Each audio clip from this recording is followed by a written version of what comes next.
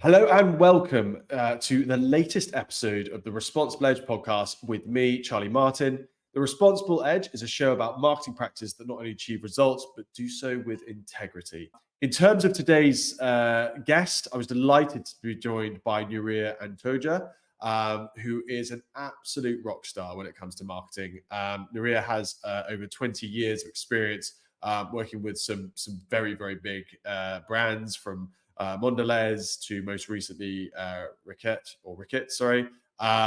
and has been a senior marketeer across, as I say, a very distinguished 20-year career. So I'm really delighted to get her to have her on the podcast today, and she certainly has provided a lot of fascinating insight for us.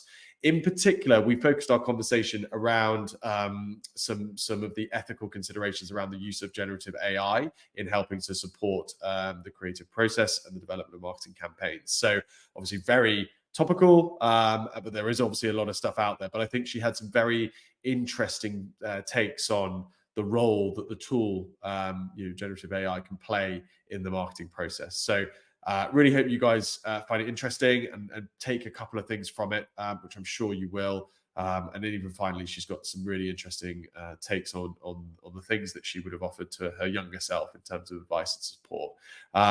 So just want to say a big thanks to Núria again for joining us today. It was a great show. And as always, if any of you listeners out there have got any particular thoughts or comments or questions, we'd love to hear them. So please do get in touch or post on any of our postings. So thank you very much for listening, and enjoy the show. Núria, thank you so much for agreeing to join us today on the Responsible Edge. It's absolutely fantastic to manage to snaffle somebody of your experience to come on and share with us your thoughts around a really interesting topic that I won't spill the beans yet. But Núria, thank you for joining us. I'd be really interested to kind of kick things off with just our listeners learning a little bit more about you and your background and some of the work you've done during the course of your career. Sure. Thank you for having me here as well. I'm really excited actually as well. And I'm Núria. I am originally from Barcelona, as you might probably tell by my accent, born and bred by the sea. And actually, I've been working the last 20 odd years in the world of marketing, because I was always passionate about marketing since I was in uni, etc. On the impact you can have on people. And I'm always saying I'm a marketeer in my head, in my heart, and a business person in my head. I do love challenges and business challenges, but marketing is the essence, right? Is the heart of it. Is what you are part of people's lives with your brands, and you can do the right things and the wrong things, right, through marketing. And I think that's what I think it's very passionate, because you can really change behaviors, you can really understand, you can really tailor to what people want and make people's lives better if you do it right. And this is why I worked in marketing for so many years, and different countries. I worked in Spain and in Germany and in the UK. Now in the UK for almost a decade. Different industries. I've worked for personal care in Henkel in Germany, in Spain. I worked for Mondelēz. I have brands like in the UK, Cadbury, of course, Green and Black, Toblerone.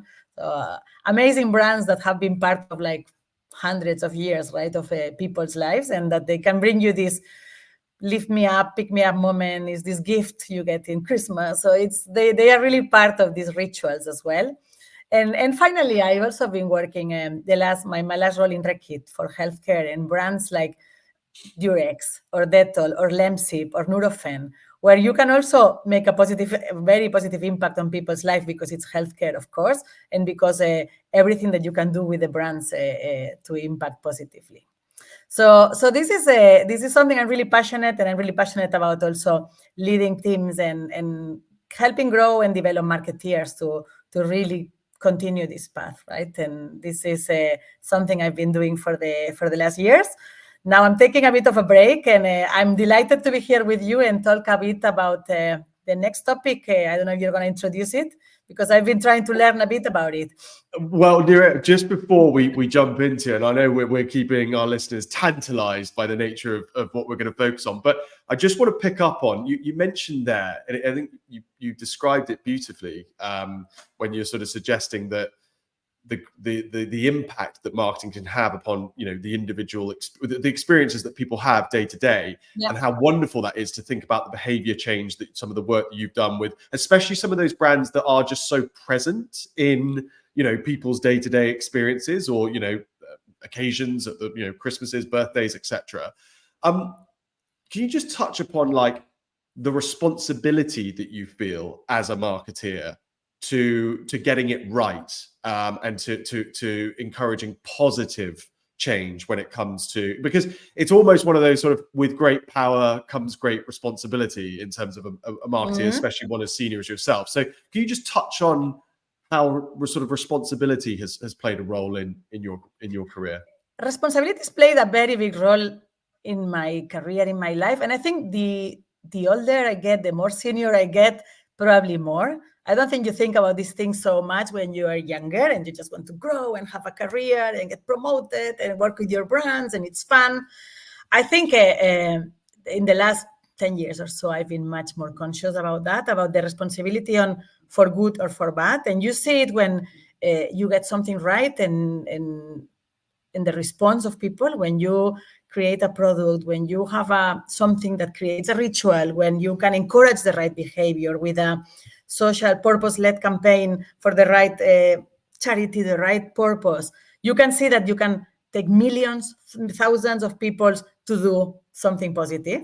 And I think that's very rewarding, because you drive change in the world, in a small scale if you want, or a big one.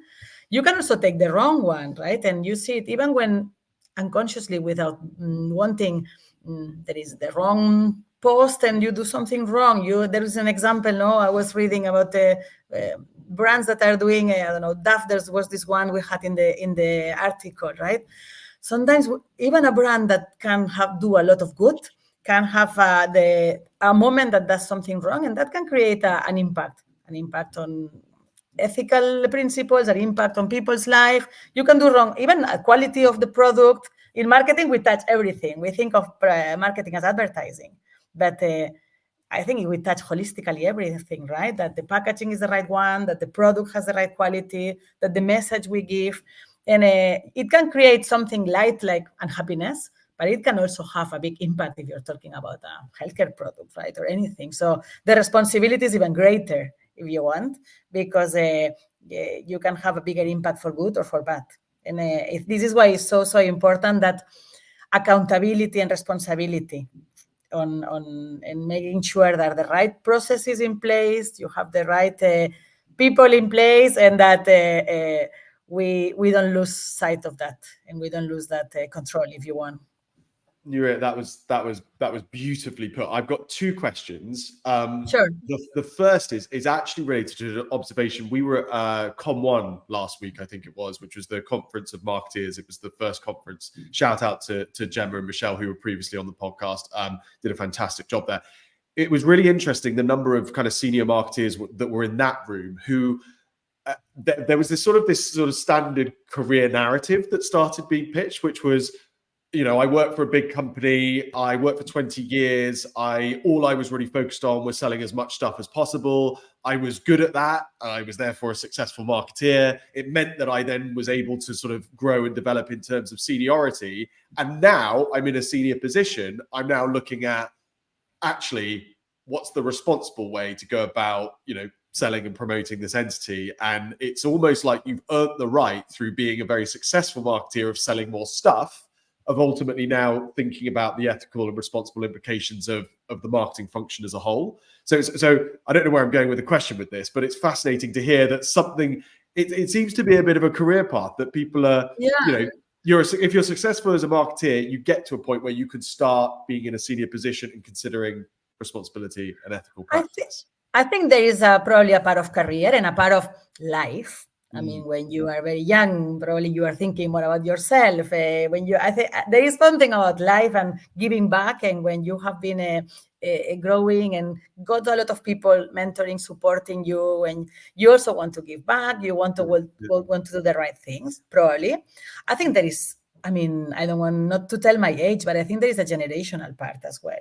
Because if I think also about some younger people now in their 20s, probably there is a much more, a stronger culture about sustainability and ethical behaviors. And there is social media has driven all these conversations that they were not there when I was 15, right, or 20. I think there is something on it has sparked all these conversations much more and more. And I hope and I think younger people are starting earlier on that journey. But I think it's good that senior leaders now we are realizing that, of course, it's about driving brands and businesses are about making money. But with our skill set and knowledge and leadership, we can do greater things as well. Beautifully put. Beautifully put. I love how you took my non-question and you came up with a lovely response to it. The other question I had was, I was just really interested, like, is there like an example that you can share of a campaign that you ran that, or you were in part of, that you were really proud of in terms of its kind of impact, in terms of that kind of social impact that you alluded to before? Is there any particular campaign that springs to mind that you thought that was marketing at its best in terms of influencing positive change? Yeah, I think there's been a few. Probably one of the most recent ones is in my last role in Reckitt, and it's a campaign I'm very proud. I started leading it with the team, and now they are continuing, and the team now are doing a fantastic job. It's about Nurofen. It's See My Pain. I don't know if you've heard about it, but it's about the gender pain gap.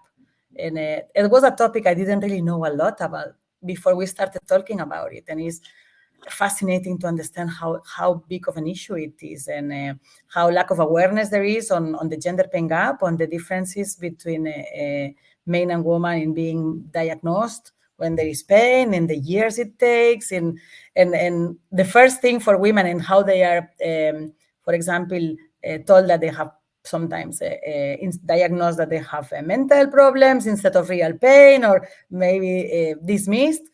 And that's a campaign we were working with the team, with the global team and the local team in the UK, and that was beautifully done because everybody had the passion. I think that the secret for this is that the team are passionate and believe on a cause, and this is what makes things happen. If you go into one of these campaigns just thinking let's do it because it looks good, because it's the right thing to do, it doesn't work. It needs to be because the team is passionate about it, and this is why the company is continuing with this, and they are, I think, in the second year and extending it to other countries, and are doing a beautiful job. So I think that would be a great example for me.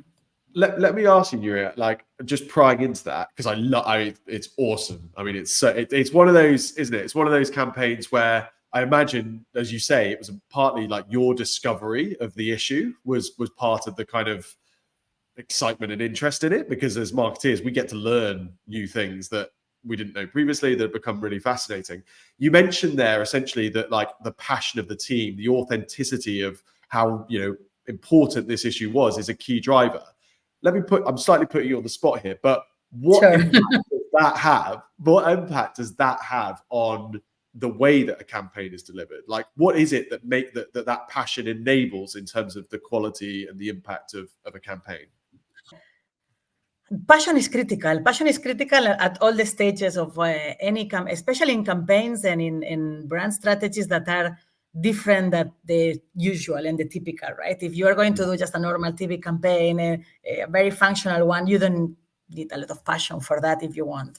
But for any campaign that breaks the rules, does something different, breaks with the norms in the company, for example, internally, or is the first in the industry, there is a bit of fear. No, we're all a bit scared of change.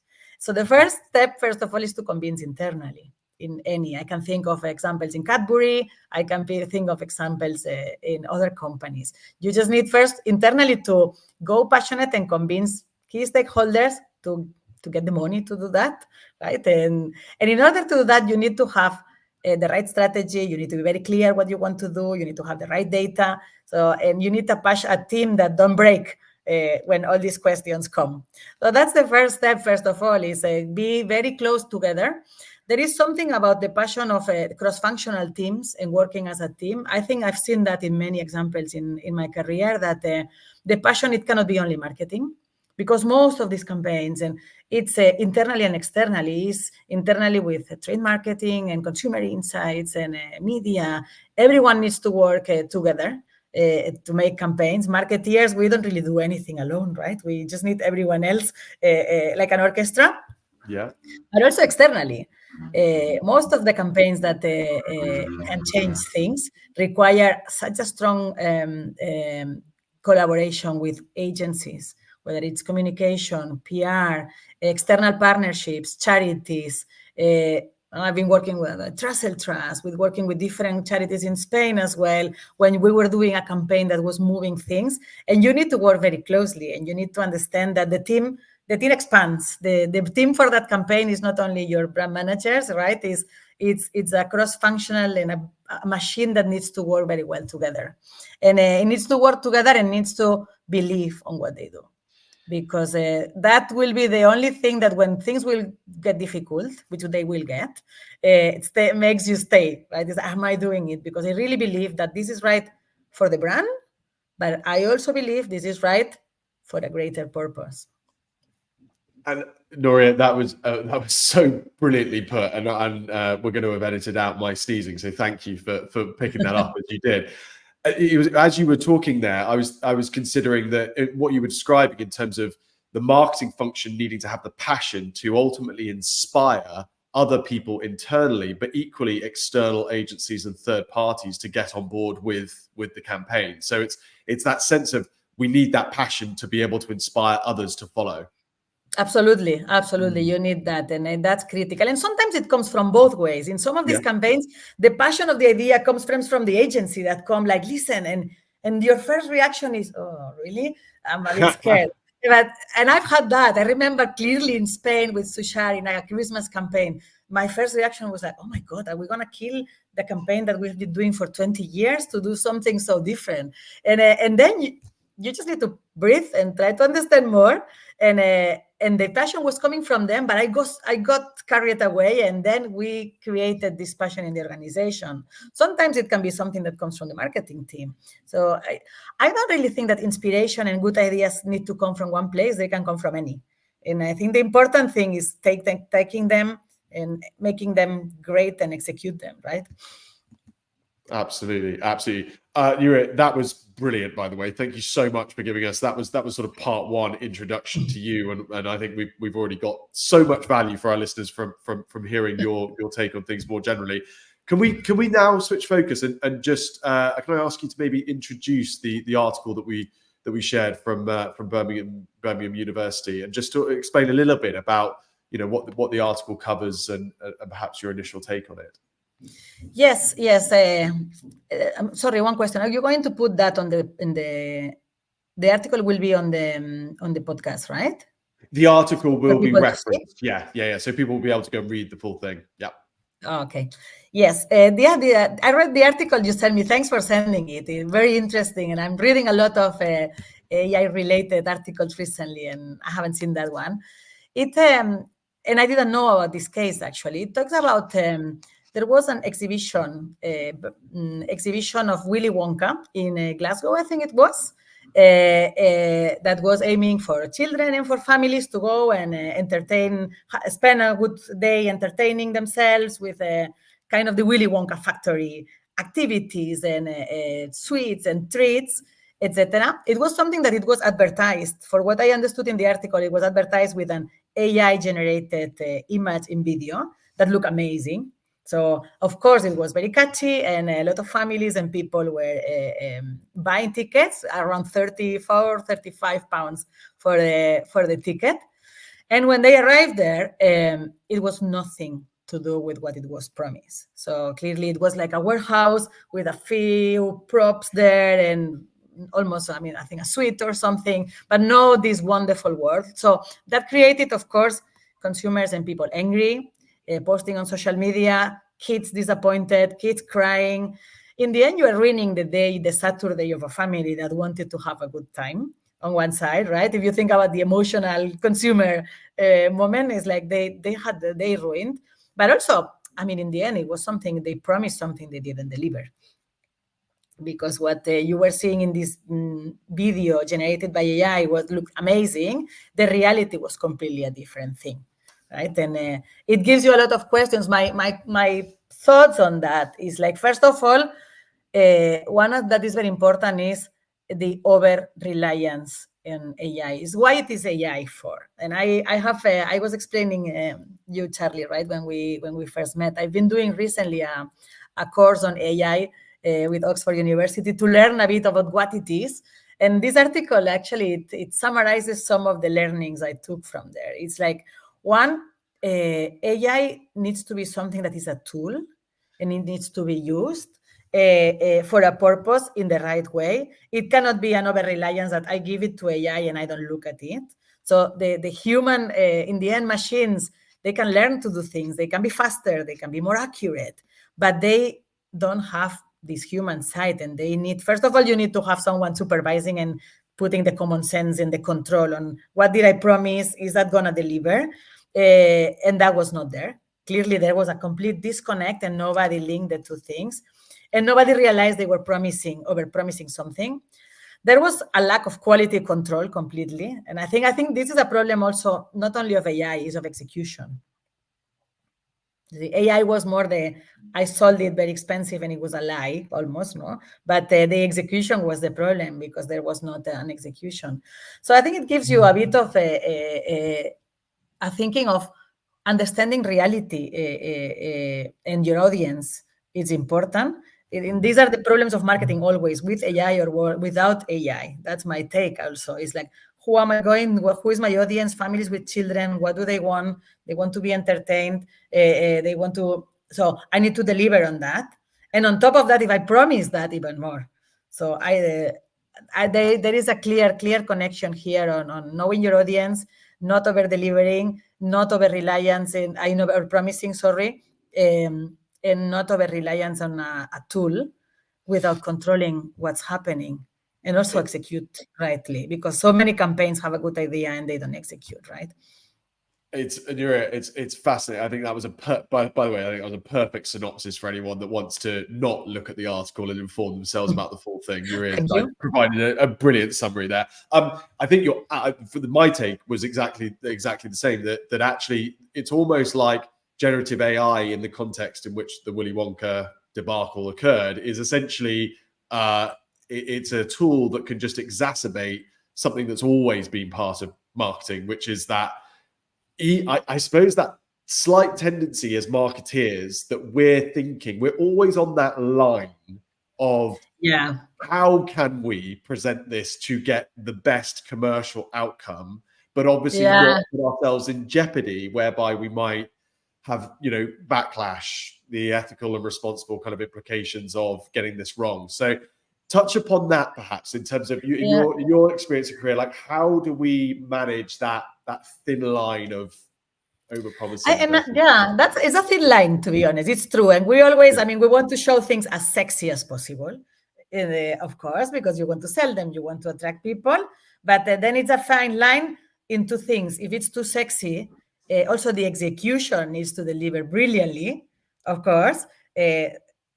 That what it cannot be is the imbalance of that, of this is what I show, this is the execution. That's exactly what happens in the Willy Wonka. And also there is moments also on how too much sexy, let's say, beautiful you put it, is that real? And I don't know, if I think about skincare creams, and I remember that years ago when I started working, I worked for some years in skincare in the headquarters in Germany. And when you were seeing Photoshop and how much we were touching the models, of course you want to sell a dream and you want to show the cream is making you look younger. But in the end, you are selling something that is a bit unreal. And I think, thankfully, this is changing and that has evolved a lot. Because I think the beauty industry, for example, now it's showing much more like a real women, hairs, face, skins, etc. Right? So there is one part of ethics on how much is are we showing that is not real. It will never be. You are not going to remove all your wrinkles completely, right? Of course, you will deliver a little with still keeping what marketing is, which is exciting, and you want to excite people to buy the product. But I think you need to be honest, and honesty. I think honesty is becoming also, thankfully, probably much trendier as a value, or something that in marketing 25, 30 years ago, I think even decades ago when we were not working, right? It was more about, it needs to look brilliant. I think now we are, on one side, want to be more honest and show real things. That's great. But on the other side, as you say, technology also can make us make a lot of these things that we can make things look very flashy and they are not real.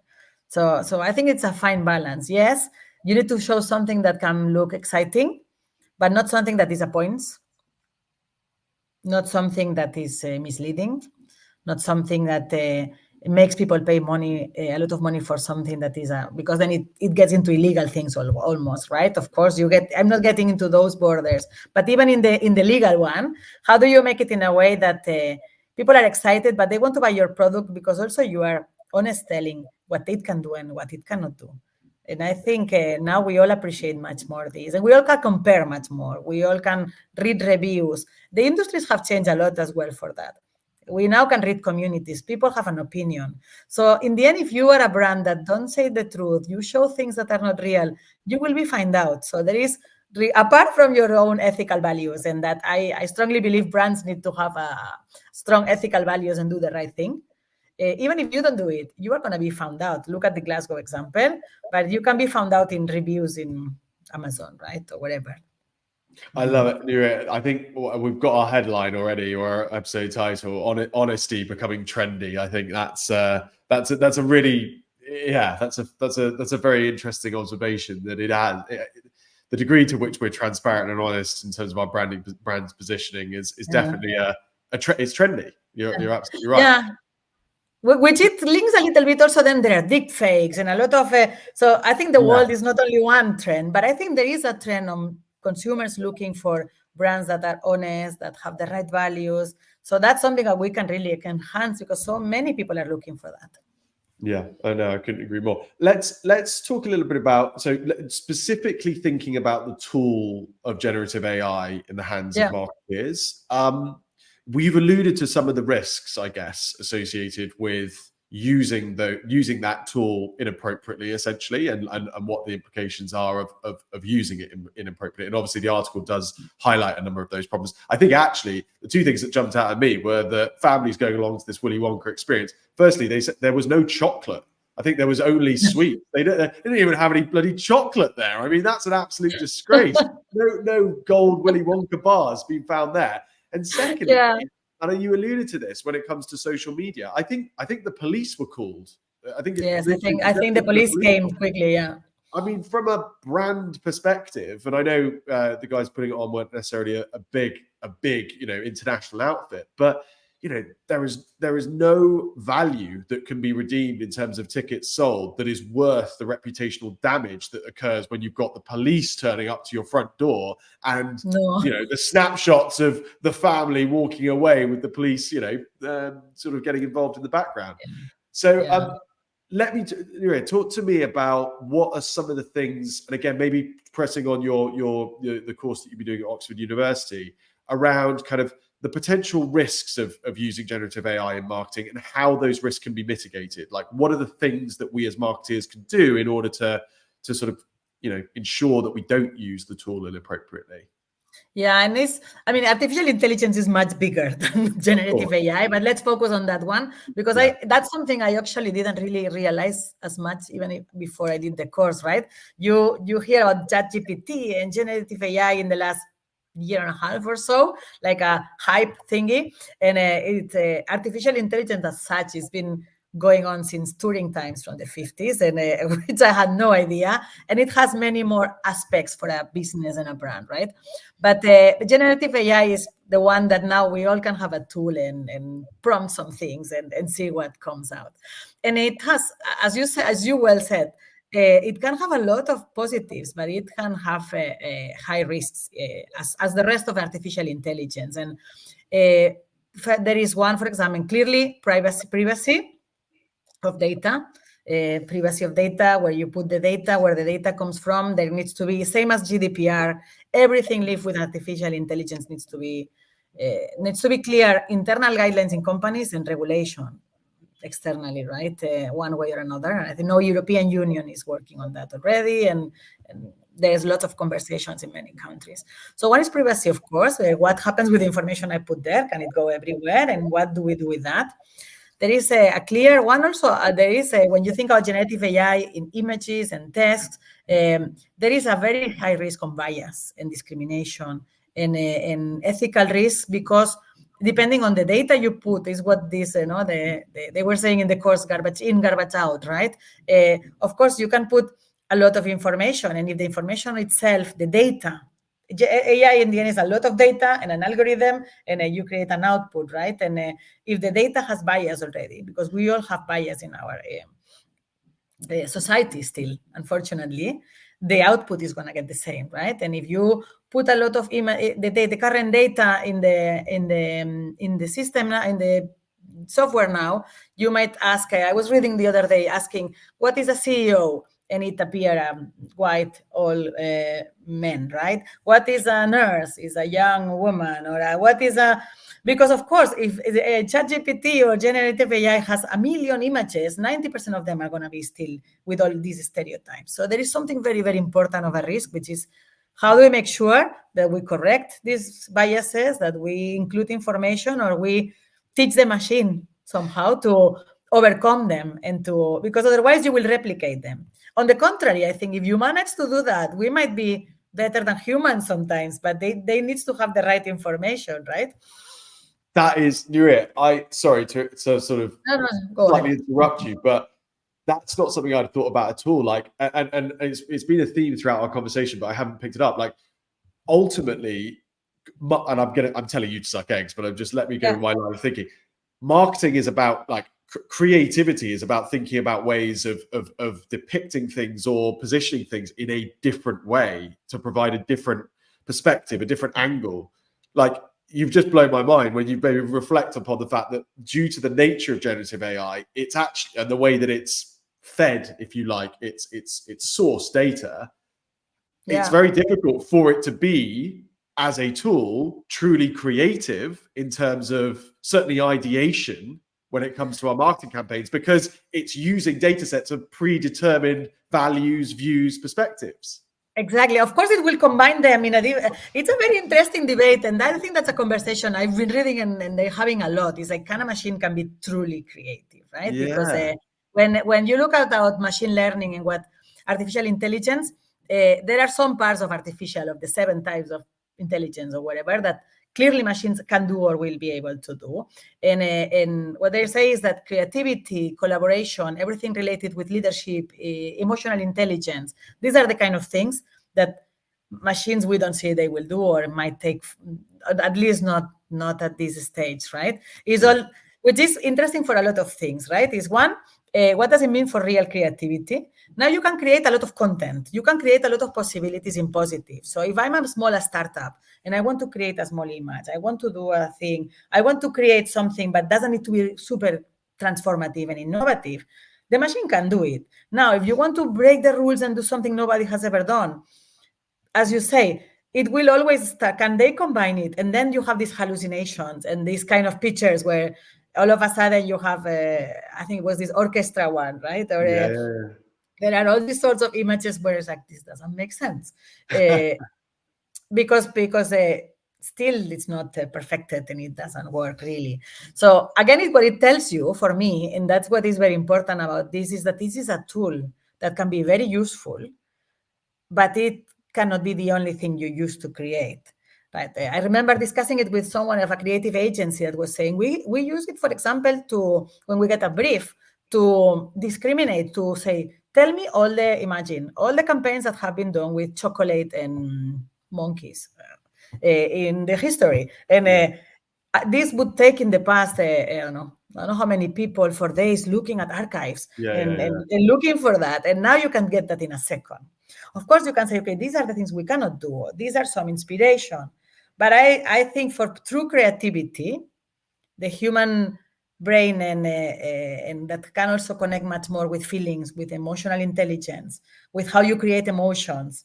I think that still is going to be needed. Even if generative AI can create videos of a video game, I think when you need to create a movie that makes you feel, it will create it based on the past, but it will be not new, right? You've used Núria. I think I personally couldn't agree more. I'll be fascinated to hear what any of our listeners think on that particular point about generative AI and true creativity, if we can call it that. But I completely agree with you.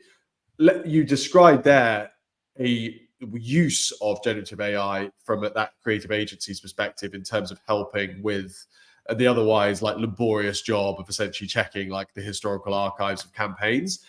Can you give us a few other ideas from your perspective and maybe your experience of how generative AI can be used as part of the marketing function that don't cause problems, I guess, in terms of some of the issues that were highlighted in the article, etc.? Yeah, of course. I think it can be used. I mean, in the end, AI in general, not only the generative AI, but everything that is used with machine learning, it can be really used to for repetitive things, for things that need a lot of time-consuming, large amounts of data that for us it will take so much time, and that can actually be a really positive thing. For example, in a lot of areas, consumer insights in reading. Now we have so much information about consumers, about behaviors, and understanding and personalizing then campaigns.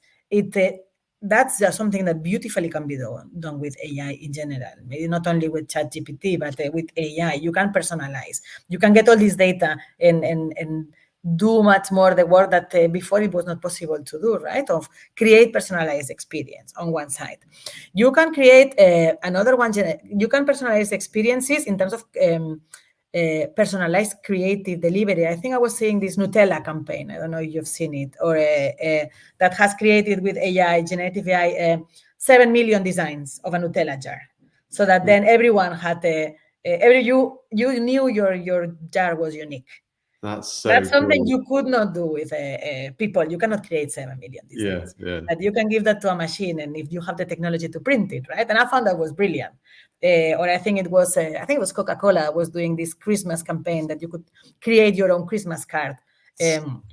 Saw that one, yeah. So this one. So you can use it for creative, for example, in a way that it's not that creativity, but this is a different way. It's for personalization, for example.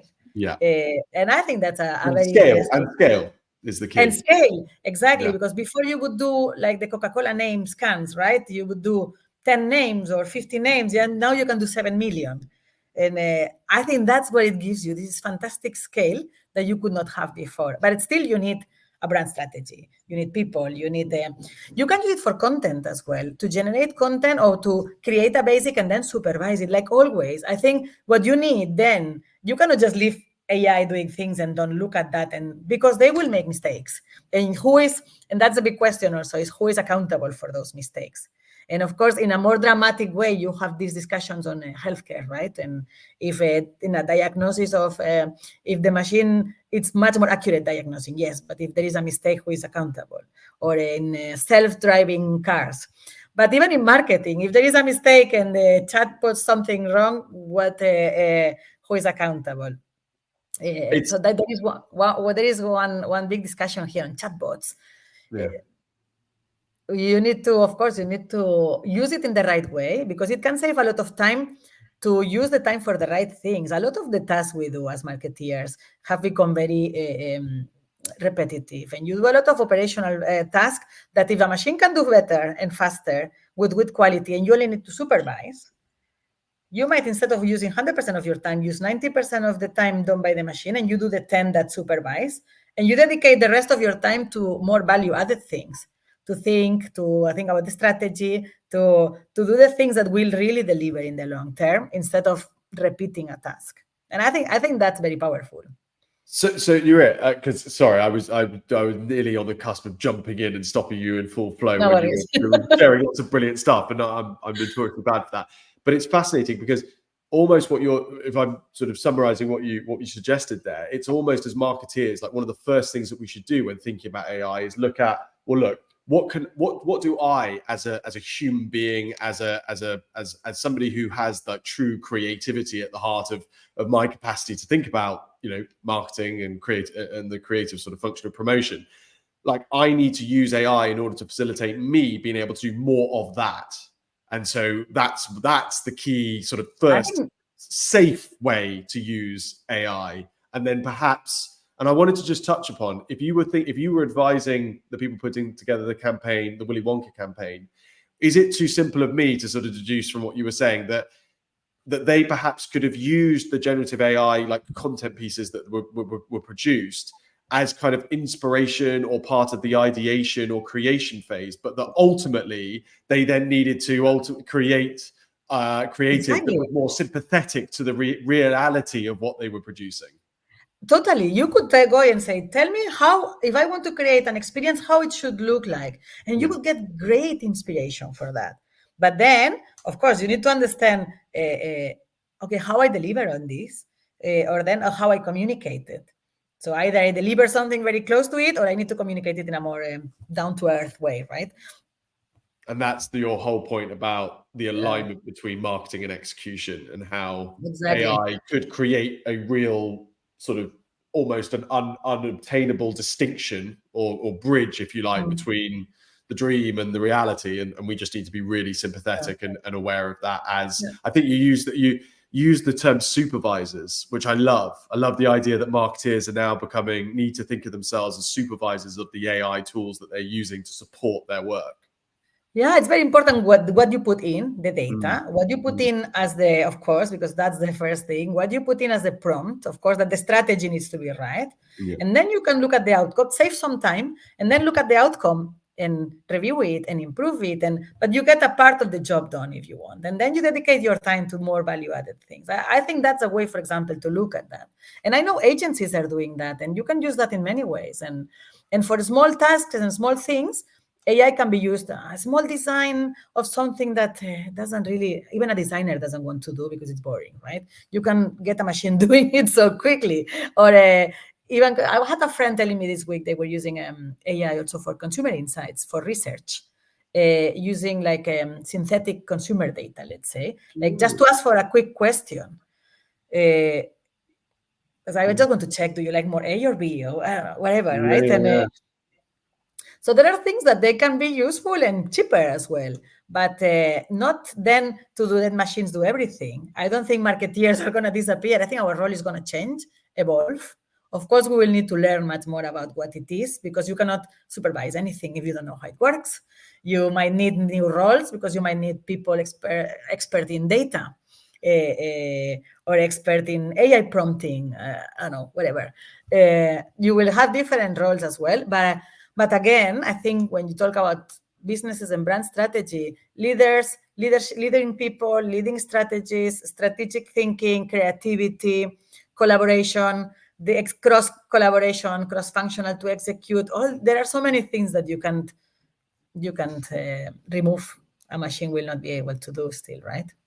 It was fascinating, Núria. It's almost as if you're privy to my list of crib sheet questions that I've got to prompt us, because you just brilliantly started answering kind of my final question, which was, I wanted you to reflect on. I mean, obviously, you went through a full course, but reflecting on your recent course that you did, and obviously some of your experiences, like, and you've touched upon it there, but what are the kind of future developments that you see in AI use within marketing? And what are the kind of, in your eyes, key ethical considerations that might sort of become more prevalent, do you think, as AI becomes more substantiated and used more commonly in marketing activity?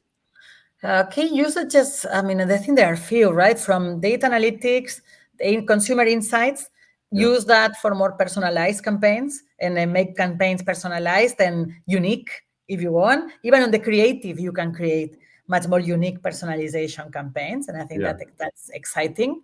There is you can also use it for transparency, actually, in terms of sustainability, for example. I think AI will help us to track much more carbon footprint, origin, being much more transparent, so marketeers can use this information much more nutritionals, so that consumers can understand. There is so much data that is difficult, and tools will allow us to communicate better to consumers who we are, where our products come from, what's the journey.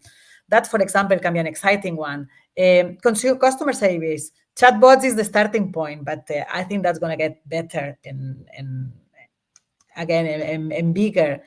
And there are a lot of ways we can really do that. These are some of the big ones, I guess. Programmatic and investment in media is something already happening, right? It's not a future; it's a current reality, for example. And what are the ethical issues? Like I said, is privacy, is copyright also as well. It's about who owns the assets, and who owns the assets, if depending on what is about bias, about inclusion, and that we don't undo all the work we have done on inclusion, and that we don't go worse, because bias can get better or worse depending how we manage this. There is also challenges on, and I think companies need to have a very clear ethical code on practices on AI, and understanding how it needs to come from individuals, from companies, and from governments, from everyone, because of course the risk is in privacy, and that consumers, and you look at deep fakes, everything. No, it can also happen to brands. It can happen to anything. Perfect. And so that's a great headline that I guess for our listeners to think about those guidelines. That's a key place to start, is to think, well, what is our position? It's not going to be a Wild West situation with our use of AI. We're going to start actually really closely considering what our policies are and guidelines are when it comes to using the tool. Yeah, and also exactly, does it also correlate? All brands, or most companies and brands, have already values, right? And they stand for something. Are we doing this? Does it resonate with our values? I think because it's a new technology, you cannot just go, as you say, Wild West, right? And I don't know. Of course, you can now use even influencer avatars, right? But some people might struggle to know at some point, is it a real person or is it an influencer? So there is a part on, as a brand, do I want to pretend I'm a person if I'm not? Do I want to, because in the end, you're not being true to consumers. There is an ethical part. Or yes, I'm going to put very clear, this is an avatar, and use it showing I'm very modern and I use technology. But then consumers are clear. I think there are a lot of ways on how do you do these things according to your values. That's the key. Brilliant. Núria, you'll be surprised, but we've absolutely rattled through our 45 minutes. Let me ask you the sort of the final question we close things with. Thinking about, and I'm fascinated to ask this question of you, knowing the conversations we've had about your career and about the origins and the experiences that you've had. If you look back to 20-year-old you, starting out on your 20-year career in marketing, what would be the kind of that key bit of advice that you would offer to your younger self as a junior marketeer? Yeah, quite a few, I think. But that was a knowing sigh that I'd heard coming through. I felt like I would give quite a few, but probably because that's the beauty of having more experience, that you get a lot of learnings through life. But yeah, probably some very basic ones on sometimes follow your gut, don't overthink things. You lead your career in your life. Don't let others do it for you. That especially when you start, sometimes you're just waiting for others. It's like you are in control. And I think that was something very interesting. And then never stop learning, because I think for some years I prioritized my career much more when I was younger, and I didn't think so much about the importance of learning. And then when after that you realize how much is important to learn, to upskill yourself, but not also for personal curiosity, to really understand. And I think this is one of the reasons when I was now doing this course, I was so excited, because I've done lots of trainings in my life, but most of them were chosen by companies or were part of and this one I chose it myself. And I think learning is a really important part of life. Lovely. Núria, that was fantastic. That was a great lesson to finish on. Thank you so much. That was from our perspective, that was a brilliant conversation. I hope, obviously, after we finish the recording, I'll see what you really thought of it. But thank you very much for joining us today. Appreciate it. Thank you so much for having me. It was a pleasure. I had a lot of fun, and I hope everyone finds the conversation at least a bit interesting or gets one or two things that make you think. Brilliant. Thanks, Núria. Bye.